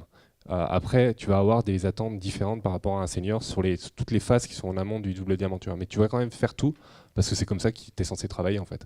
Et par contre, si tu n'as pas la structure complètement carrée de pouvoir faire toutes les phases, c'est pas grave en fait. C'est les critiques, les phases de critique qui vont te faire progresser, etc. En fait, c'est comme ça. C'est pas genre, on fait pas de pair designing, on va pas te mettre avec un designer un peu plus senior pour pouvoir t'apprendre un petit peu le reste ou faire à ta place la partie qui te manque parce que tu es junior. Tu vas tout faire et puis c'est comme ça que tu progresseras en fait. Tu ne les cloisonnes pas, quoi. Comment? Tu ne les cloisonnes pas sur une phase du double diamant. Non. On sait que tu es censé être bon là-dessus et derrière, tu n'auras pas la structure, mais tu vas progresser là-dessus et c'est comme ça que tu vas progresser. Moi, ça me parle beaucoup aussi ce que tu dis là sur les levels de design, level 1, level 2 et un career path très défini. C'est quelque chose qui se retrouve beaucoup dans les grosses boîtes, donc les Google et Facebook en ont énormément, et en plus de la track contributeur individuel, comme tu dis, elles ont la track management. Nous, c'est une version plus simplifiée de ça pour l'instant, parce que l'équipe est vraiment très jeune et on est très peu nombreux. La base sur laquelle on a commencé à travailler, et ce dès le départ, en fait, dès le premier designer, et ce qui arrive, c'est des objectifs à l'année. Donc des objectifs très clairs d'évolution de carrière et des key results mesurables. Donc, le modèle un peu OKR, mais pour un individu. Ça permet déjà de s'accorder entre managers et designers sur quels sont les intérêts de carrière, quelles sont les volontés de progression et quels sont les points identifiés pour progresser. Et c'est vraiment quelque chose moi que j'utilise du coup tous les 3 mois. Tous les 3 mois, on fait un point. Pas de performance, juste un point en fait de suivi. On en est où? Comment tu te sens dans ton travail? Comment ça se passe? Donc un point assez pointu, au moins 1h30. Et les performances, on essaie de voir ça tous les 6 mois aussi. Moi, j'ai pas encore ma première annual, j'ai pas fait ma première annual review parce que l'équipe est très jeune. Mais l'idée, c'est de faire ça. Et donc ces objectifs-là, c'est une version très simplifiée de ce que tu dis. En fait, elle match le niveau d'un designer sur la progression de carrière et du niveau junior. Comment ils sont adaptés par rapport à la juniorité ou seniorité de ce designer. Et on va se servir de ça vraiment pour parler en fait, des next steps, voir où on en est, des performances et comment le faire évoluer à partir de ça.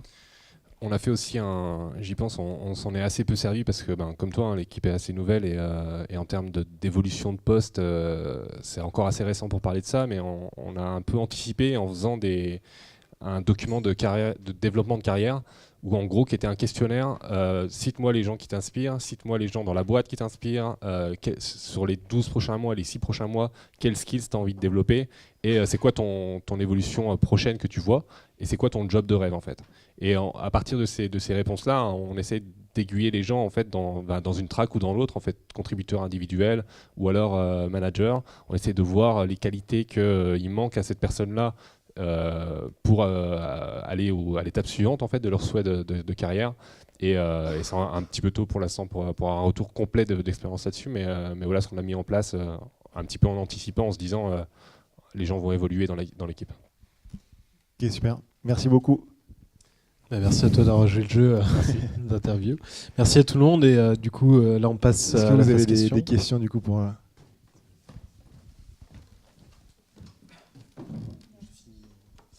Bonsoir, je m'appelle Hermine, je suis PM chez Synthesio, c'est du social listening. Ma question c'est, quand vous aviez justement pas assez de ressources en fait, pour le nombre de PM qu'il y avait, de projets, comment est-ce que vous avez fait pour gérer l'organisation au niveau du temps, de votre temps pour tous les projets différents qu'il y avait, que ce soit avec Jira ou Trello ou sans, mais en général, quel était l'orga ? Moi, juste sur un point de vue conceptuel, c'est une constante, on va dire, constante visibilité sur mes priorités. En fait, quand tu as tellement de choses que tu peux pas tout faire, toujours être sûr de faire les choses les plus importantes en premier, les choses dont le timing est le plus serré en premier. Donc vraiment, toutes sortes de types de to-do, que ce soit des docs, des notes par là, ou alors des boards de projets à la Trello et tout. Juste avoir une vue très très claire des grosses priorités, de quel impact sur chaque contribution et quand est-ce que c'est dû, quoi. Et en fait, c'est une sorte de refresh constant tous les jours de qu'est-ce que j'ai sur le feu. T'as pas vraiment le choix. Ouais. Et chez nous, j'étais vachement en mode pool et en gros. J'avais les PM qui arrivaient et donc j'avais une espèce d'inbox en gros, j'étais une inbox pour eux, il y avait les projets qui arrivaient et tout ça et en fait ton but à ce moment là c'est juste de donner discuter prio avec eux en fait, t'essayes de communiquer un petit peu entre tous les PM que tu peux avoir, genre ok j'ai ça et ça, c'est quoi le plus prio en fait, et genre c'est un arbitrage à faire dans la team. Et donc tu commences à t'organiser un petit peu comme ça, tu as ta to-do list, un petit peu ton backlog de design, et ce qui est important c'est de donner un petit peu des expectations en fait, de donner des durées en fait, genre des délais. Et tu vas dire voilà, ce truc là je vais me donner 2 semaines pour le faire ou 1 semaine pour le faire et après je passe à la suite, et donc ton truc tu pourras je me mets à bosser dessus forcément meilleur des cas la semaine prochaine quoi. Et t'essaies de faire ça, et maintenant on est plus en mode push, et en gros on va plus aller et les roadmaps qui sont définis, on va essayer de donner des insights à la team pour construire la roadmap, etc. Et plus, tu vois, c'est plus tu prends les projets dans une inbox, c'est plus toi tu regardes ce qu'il y a et tu donnes la visibilité, ça je vais pouvoir m'y mettre maintenant, etc. quoi. C'est plus comme ça qu'on s'organise. Est-ce qu'il y a une autre question ? Bonsoir, moi je suis PM chez Privatiseur et j'ai une question du coup sur une problématique qu'on a nous aussi en tant que PM, c'est sur votre flow de product design. Comment vous arrivez à faire la balance entre la pure exécution, le très court terme, et justement prendre du recul, et des cycles qui sont un peu plus longs de user research, etc. Est-ce que vous avez des flows différents typiquement entre l'exécution et la stratégie, ou comment vous arrivez à balancer ça dans vos squads respectives ? On a pour l'équipe product un product framework qui est en 4 phases en fait. Tu as la phase de problem assessment, tu as la phase de discovery, tu as la phase de delivery et tu as la phase d'analyse derrière. Et donc en fait, à l'intérieur de ce truc-là, pendant la phase de discovery, en gros, sur les 4 phases, la première phase, opportunity assessment, c'est tu vas essayer de définir si ça vaut le coup qu'on se penche sur le problème ou pas. Le discovery, tu vas essayer de définir, de trouver la meilleure solution à ce problème-là, et après delivery, mesure, c'est de l'implémentation et de la mesure. Et dans la phase de discovery, en fait, tu as des étapes en fait que tu vas pas un process de design que tu vas pas bypasser, en fait, que tu vas être obligé de suivre. On va essayer de prendre toutes les données qu'on a sur tel problème, on va essayer de définir le problème le plus clairement possible et de définir les critères de succès, comment on saura qu'on a fait du bon boulot. Et après, tu fais de la discovery, tu vas prototyper et tu vas tester ces trucs-là, en fait. Et on prend le temps de le faire, en fait, on prend le temps de faire ces tests utilisateurs, parce que comme je disais tout à l'heure, c'est beaucoup plus coûteux d'implémenter quelque chose en se plantant, en se disant bah merde, on l'a implémenté et ça marche pas. Si on l'avait testé avant, peut-être on aurait vu que ça marcherait pas beaucoup plus rapidement et on n'aurait pas investi tout ce temps. Donc en fait, tout le monde est convaincu dans l'équipe que c'est le bon process à avoir, et en fait, il n'y a pas de règle, en fait, on passe par toutes les étapes de ce process-là, et c'est comme ça que ça se fait, quoi. Donc chez Drivey, c'est plus ou moins la consigne ou le tips que je donnerais, c'est vraiment bien choisir ses batailles, parce que nous, du coup, on le fait pas encore sur tous les projets, ce process assez complet. J'ai l'impression que souvent, on peut découper des projets très tactiques, très court terme, et des projets très stratégiques avec beaucoup d'inconnus. Et donc nous, on va vraiment pousser, et c'est là où le designer a une grosse partie de la valeur, c'est de pousser sur les projets stratégiques. Et il y a beaucoup d'inconnus, c'est-à-dire que je ne sais pas vraiment comment faire, qui vont être les utilisateurs finaux, on n'a jamais fait ce genre de feature avant. Et ça, le designer va vraiment avoir un rôle de matérialiser une vision, nous on l'appelle North Star ou Blue Sky, en gros, sans aucune contrainte technique, même contrainte, on va dire, en comprenant la stratégie, mais sans se donner trop de contraintes. Comment amener une réflexion très poussée en fait sur une feature ou sur un espace du projet ou du produit, qui permet ensuite de guider un peu le versionning des releases. Donc la V0 elle sera comme ça, et j'ai déjà une visibilité si on voulait pousser cette feature jusqu'à une V5, peut-être pas jusque là, mais tu as compris quoi, de où est-ce qu'on pourrait aller et comment ça peut nous guider. Donc en choisissant ces batailles là, on le fait pas sur tous les projets, mais sur les projets très importants, en fait, on se donne le temps de créer une vision. Ça demande à l'équipe de l'anticiper à minimum, parce que tu ne peux pas demander au designer une semaine avant ton planning dev de créer une vision long terme d'un projet. Donc ça demande un peu de temps, mais le gain gagné à la fois dans la pertinence d'une première version et ensuite, un peu comme ça va être un dialogue en continu, ça va créer du matériel très pertinent pour la suite de ce projet. C'est vrai qu'on fait comme ça aussi, en fait. Genre, tu choisis un peu tes batailles, tu passes par toutes les étapes de ce process que j'ai explicité, mais tu le fais de façon approfondie sur les projets qui sont le plus importants, en fait. Et on a vraiment ce truc-là aussi de construire la vision. Et donc, on demande aux designers pas de se résoudre à juste faire le MVP du truc, construis toute la vision, et derrière, tu regardes c'est quoi le plus petit pas que tu peux faire dans cette direction-là, pour te mettre sur les rails d'une V2, d'une V3, d'une V4, tout ça. Et donc, quand je disais tout à l'heure aussi, il ne faut pas avoir des designers qui sont attachés à leur solution. Il faut aussi avoir des designers qui vont se dire, OK, tout ce que j'ai fait, ça ne sera peut-être pas implémenté tout de suite, parce qu'on va juste implémenter le MVP du truc, mais le MVP, on l'a défini par rapport à une vision, et donc ça sera aligné avec ce qu'on veut faire. Et quand on aura le temps et la priorité de pouvoir le faire, on fera la V2, puis après la V3, quand ça sera prio, etc. Et c'est un peu comme ça qu'on fonctionne aussi, hein.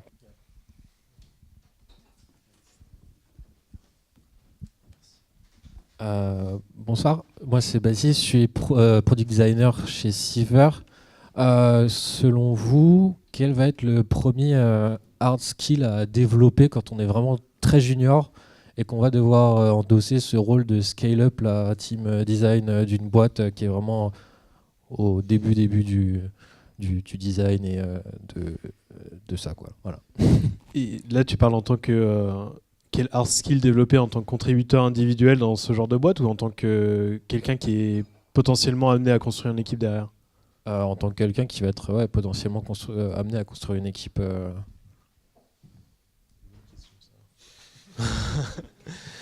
Pour moi déjà, on en a pas parlé pendant l'échange, mais j'ai l'impression que pour être j'espère, mais pour être un manager, on va dire, performant et légitime, il te faut un background qui est solide.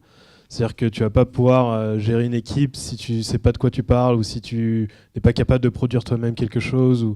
En fait, pour moi, peut-être que ça serait ça mon conseil. C'est vraiment, du coup, c'est un gros boulot, mais product design, pour moi, étant un peu l'aspect business attaché à l'UX design. Le hard skill que je développerais, c'est vraiment l'UX design, que ce soit UX research ou juste l'UX appliqué à des projets, l'ergonomie.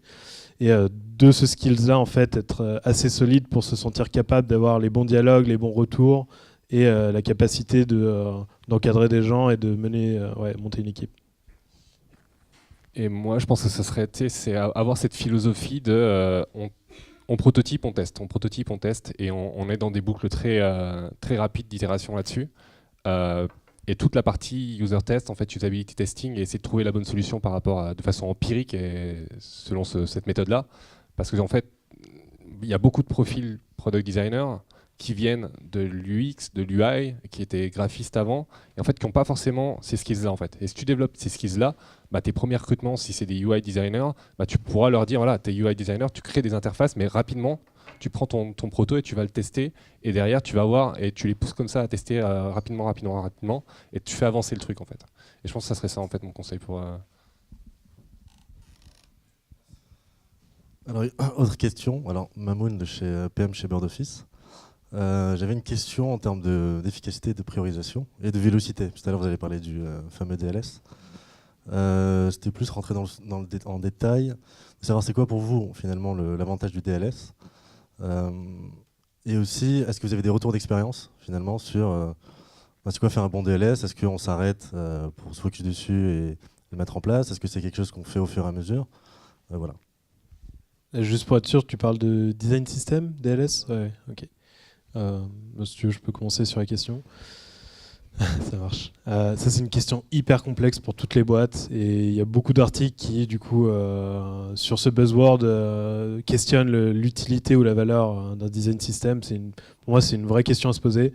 J'ai l'impression qu'une startup très early stage qui doit encore prouver sa valeur en créant un MVP qui répond à un besoin utilisateur ou à un besoin marché, ça devrait être sa priorité dans tous les cas. Donc, si pour moi, tu as ton produit et ton business à te prouver, passe pas trop de temps sur te contraindre tout de suite avec des questions comme ça, parce que le gros de ton équipe design, c'est de prouver cette valeur, en tout cas d'aider à l'identifier et la prouver. Et ensuite, pour des startups, donc nous on est plus ce qu'ils appelleraient des scale-up, donc un peu plus late stage, et après les grosses boîtes. Pour moi, là, la question elle devient super pertinente, tout simplement parce que sans design system, tu accumules une date de consistance, donc ça c'est le premier angle, la première dimension sur laquelle un design system aide énormément, d'une part l'équipe design et ensuite l'équipe produit en général, c'est ne pas refaire des choses et avoir des choses qui apparaissent différemment selon qui l'a construite ou qui l'a codée, qui l'a designée. Donc pour moi, dès qu'une boîte a commencé à prouver sa valeur, son business model, pas perdre de temps et ne pas accumuler de dettes, et au mieux possible préparer le terrain en y allant petit à petit et en commençant par les composants les plus classiques, les boutons, les formes et tout ça, et en scalant à partir de là, quoi. Après, c'est vraiment complexe à mettre en place. Nous, ça fait un peu plus d'1 an qu'on a commencé l'initiative et c'est que maintenant qu'on l'officialise en tant que squad en elle-même. Donc on a donné un nom au design system. On a une squad, du coup, non pas un seul designer, mais un designer, un PM, un ingénieur front web, un ingénieur mobile.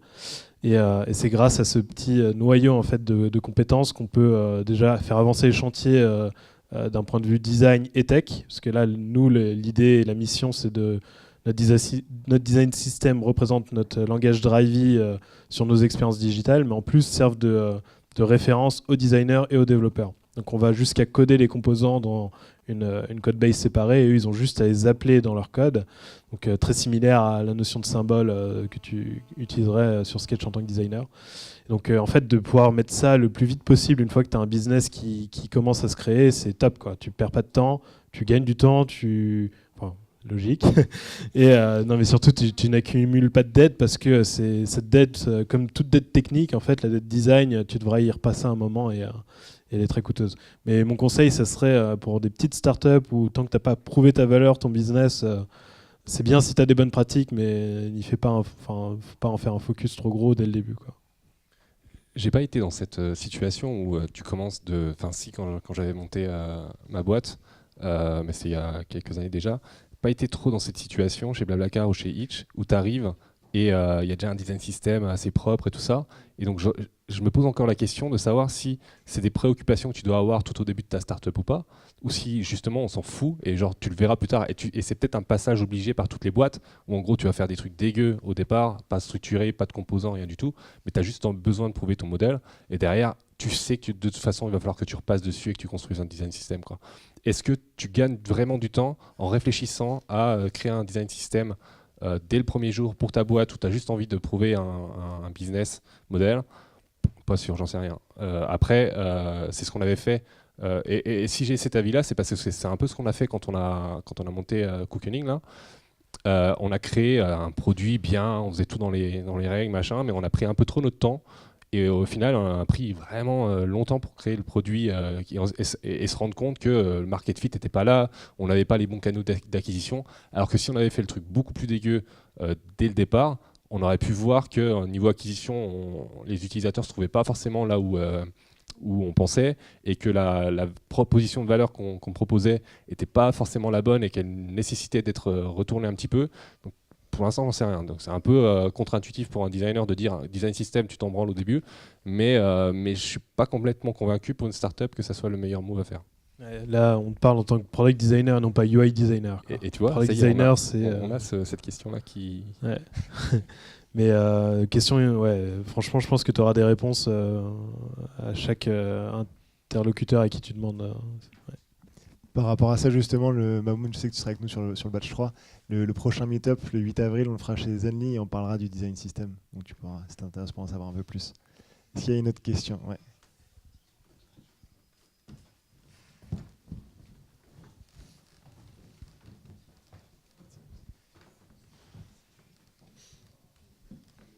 Bonjour, je m'appelle Adèle, je suis PO chez Camet. J'ai une question, comment est-ce que dans les phases de conception, vous faites en sorte de ne pas vous marcher sur les plates-bandes entre l'UX et le PM? C'est des discussions qui, en gros, comme on cherche à avoir une discussion et une collaboration hyper fréquente entre le product designer et le PM, on essaye de discuter le plus rapidement, le plus souvent possible, et donc justement qu'il n'y ait pas trop d'overlap en fait. Et donc si tu communiques, en fait, on s'en fout de qui va faire quoi, qui va faire définir les critères de succès sur un projet, ou qui va faire le test utilisateur, etc. C'est le team designer PM qui doit s'assurer que sur le plan de jeu, on a fait une feature mortelle, que tout a été couvert en fait, qu'il n'y a pas de trou dans la raquette. Et donc en fait, d'un projet à l'autre, selon les affinités avec cette spécialité ou cette tâche que peut avoir le product designer ou le product manager, ou la disponibilité de chacun, ça peut changer en fait. Tu vois, l'analyse de data, ça peut être très bien être le designer chez nous qui va le faire sur un projet, parce que le PM il est occupé à faire des specs, tu vois. Ou les specs, ça peut très bien être le designer qui va le faire, et inversement. Et on a eu des PM qui sont partis faire des interviews utilisateurs, alors que sur le papier, dans l'inconscient collectif, c'est plutôt admis que ce soit le designer qui le fasse. En tout cas, c'est ce que j'ai l'impression. Ouais, donc là, encore une fois, assez d'accord avec ce que Julien dit. Et mine de rien, non mais je pense que pour en tirer le meilleur résultat de cette relation PM-designer, il faut le prendre avec la flexibilité en tête, parce que sinon, c'est un conflit perpétuel. Franchement, selon les designers et les PM, déjà, tu as des intérêts et des compétences différentes. Donc, tu peux justement, comme tu dis, te compléter ou pas. Un exemple concret, c'est qu'il y a des PM qui adorent faire de la UX research. Il y en a qui n'en font pas et n'en font toujours pas, n'en feront pas. Et donc dans ça serait trop bête pour l'un lui dire tu n'en fais plus, c'est le rôle du designer, et pour l'autre de le forcer à en faire. Donc assez d'accord sur cette notion de flexibilité. Après, ce qu'on essaye de garder pour l'instant en tête chez Drivey, c'est la phase problème, même si on attend du designer beaucoup de input, de pensée, de contribution, on garde un ownership PM. Donc l'ownership ne veut pas dire fais tout. C'est juste, tu es responsable de bien faire en sorte que l'équipe, on est sur un collectif, que l'équipe arrive à une définition de problème claire et qui va nous permettre de ensuite articuler la phase solution. Donc l'ownership de cette phase-là est reste PM, nous pour l'instant pour simplifier les choses, et l'ownership de la phase solution, donc à partir juste d'un doc de synthèse du problème, ce qu'on appelle une PRD chez Drivey. Toute la notion de wireframe, ensuite d'UI, de prototype, de test, est plus censée être côté design. Et il y a un autre truc aussi, quand tu as des designers et des PO d'un niveau de seniorité différent, ce qui peut être intéressant de faire, c'est d'allier, donc de créer le binôme product designer PO en fonction de leur seniorité, mais complémentaire. Et donc tu vas allier un product designer junior avec un PM senior et inversement en fait. Et ça peut être intéressant parce que quand tu prends j'en parlais tout à l'heure, le double diamant, j'ai tendance à dire que tu vas avoir le PM qui va venir d'un côté et le designer de l'autre en fait. Et donc en fait, ils vont se rencontrer à un moment et tu vas combler l'overlap que tu pourrais avoir entre deux designers, enfin un designer senior et un PM senior en fait là-dessus. Donc si tu as des gens d'une seniorité différente, ça peut être intéressant de faire ça. Mais ouais, donc à la fin, on peut se dire qu'on s'en fout de la job desk et des lignes que tu remplis, des cases que tu coches, quoi. Ce qui compte, c'est vraiment la qualité du produit à la fin. Et donc nous, c'est ce qu'on encourage à fond. Donc tu vois, dans la phase problème, même si le PM own le problème, on attend beaucoup de retours, de challenge et d'idéation côté design et de compléter le PM si besoin, voire de mener toute cette phase si besoin aussi. Et donc dans la phase solution, c'est pour ça qu'on a tous les rituels aussi de design critique, d'InVision et tout, qui nous permettent d'avoir un flux constant de feedback du PM pour que ça nourrisse justement et que ça élève le résultat côté solution. C'est vraiment le maître mot, flexibilité, il faut être mature sur ces sujets, quoi. Je vais en profiter, bonsoir à tous. Alors, je suis PM chez Stutzy et j'avais une question à vous poser plutôt par rapport à vos squads. Comment est-ce que vous les avez construites? Est-ce qu'elles sont OKR-driven ou alors plutôt organisées par pan dans votre produit? Et comment est-ce que vous avez réfléchi à ça en fait? Alors moi, comme je le disais, il y avait une base produit vraiment très forte déjà avant que je rejoigne Drivey. Donc moi, j'ai pas contribué à l'organisation de squad en elle-même, c'est-à-dire le concept de squad ou la façon dont on mesurait le succès, mais je suis hyper aligné avec la façon dont on le fait et donc on l'encourage à fond, quoi. Nous, ce qu'on fait, c'est qu'on a des OKR par trimestre de squad. Donc chaque squad, nous, pour prendre un exemple concret, on a une squad booking par exemple qui s'occupe de tout le premier contact avec Drivey, l'acquisition, la recherche, le paiement, et ensuite une squad trip experience par exemple qui est toute l'expérience de trajet location avec Drivey. Et donc ces squads-là sont censés vraiment comprendre leur thématique, être expertes dessus. Donc elles vont de façon autonome elles-mêmes, on va dire, définir leurs objectifs. Mais bien sûr, il va y avoir tout un cercle de feedback avec le comité de direction, le CPO, le CEO.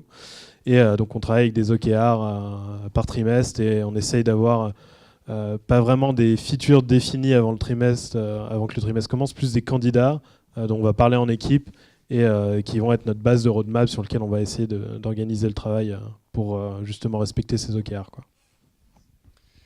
Et chez nous aussi, c'est pas mal OKR driven. Tu vas avoir, de toute façon, le principe des OKR, c'est que ça soit en cascade. Tu vas avoir ceux de la boîte, ceux des founders qui seront hérités de ceux de la boîte, ceux du produit qui sont hérités des founders, ceux des squads qui sont hérités du produit, etc. Et la façon de faire pour que ça marche le mieux, j'ai l'impression que c'est d'avoir des scopes qui soient le plus indépendants possible et d'avoir de moins de projets cross-team possible en fait. Il y a Ben qui doit se marrer au bout, qui est PM lead chez nous. On a pas mal de projets qui sont cross-team parce que les scopes sont pas forcément suffisamment indépendants et c'est des discussions qu'on a constamment de qu'est-ce qu'on met dans le scope de chacun des squads en fait. Et donc c'est peut-être ça en termes de vélocité, si tu veux, qui peut te freiner, c'est d'avoir sans arrêt des synchros à faire avec les différentes teams parce que tu touches sur un projet, tu vas toucher à un élément d'un scope qui n'est pas le tien en fait. Et c'est des discussions un peu sans fin, quoi. Et c'est des discussions qui vont au-delà du product design en fait, qui sont vraiment sur toute l'organisation produit d'une boîte. Et on y contribue, mais finalement notre rôle c'est plus de s'adapter à ça que de vraiment trouver la meilleure formule, je pense. Bonjour, moi c'est Ismaël, je suis web analyste chez Converteo. Alors ma question c'est de savoir quels sont les challenges à chaque étape autour de la recherche utilisateur que vous avez eu au fur et à mesure que l'équipe grandissait et comment vous les avez traités, que ce soit en termes d'orgas, d'outils, culture, etc. C'est la fréquence à laquelle on va valider des hypothèses en fait, la fréquence à laquelle on va faire des tests utilisateurs ou qu'on va rencontrer des utilisateurs pour essayer de comprendre leur retour, enfin leur point de vue.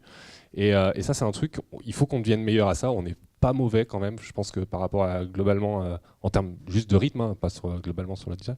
Mais tu vois, genre si tu arrives à toutes les semaines aller rencontrer des utilisateurs pour leur montrer une nouvelle version, tu avances vite en fait, je pense. Et la façon dont on fait du test utilisateur chez Itch, on fait vachement de guérilla testing. Et donc les drivers, c'est simple, tu prends ton application et donc tu prends ton prototype dessus et tu commandes un ride et tu quadrilles Paris comme ça, tu en fais 4-5, tu as vu 5 drivers. Et donc c'est cool, tu as eu le retour de 5 personnes. Et on se dit pour les passagers, plutôt que d'organiser un vrai test dans les règles de l'art avec un vrai recrutement qui prend une semaine pour s'assurer que les dispos des testeurs qui vont venir dans tes bureaux, machin, ça colle bien, de faire une vraie grille d'évaluation, de faire un test blanc pour pouvoir s'assurer qu'il n'y a pas de biais, tout ça, et de faire une synthèse derrière, ça prend du temps. Et tu le fais quand tu n'as pas la possibilité de rencontrer des utilisateurs fréquemment. Nous, on est une app de VTC en fait. Il y a beaucoup de personnes qui utilisent des apps de VTC à Paris en fait. Et donc ce qu'on se dit, c'est qu'on prend notre téléphone, on prend notre proto, on va au Starbucks du coin. On se dit que le Starbucks, l'overlap avec les gens qui utilisent des apps de VTC, il doit être assez fort. Et c'est pas grave s'ils n'ont pas Itch sur leur téléphone. Ils ont peut-être Uber. Et en tout cas, ils connaissent les problématiques d'aller à un point A à un point B avec un chauffeur qui vient te chercher en fait. Et on le teste comme ça. Et donc en fait, on a ce confort en fait de pouvoir rencontrer des utilisateurs ou des gens que ça concerne fréquemment, et donc du coup il faut qu'on mette le paquet sur essayer d'aller les rencontrer le plus rapidement, enfin le plus souvent possible quoi. On le fait pas toutes les semaines, mais ça serait un objectif qu'on pourrait avoir en fait, et donc c'est le plus gros challenge qu'on a je pense actuellement. Ouais, nous tout simplement c'était d'en faire le premier challenge.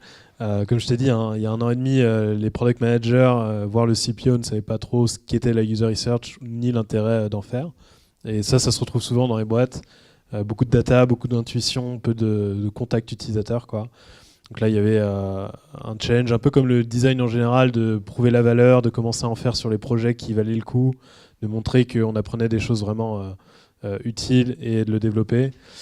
Et maintenant, c'est du coup de le faire scaler à un peu tous les projets principaux. Tu vois, on l'a fait sur des projets, on va dire, très importants. Là, on essaye de le faire sur tous les projets importants et de descendre un peu comme ça, quoi.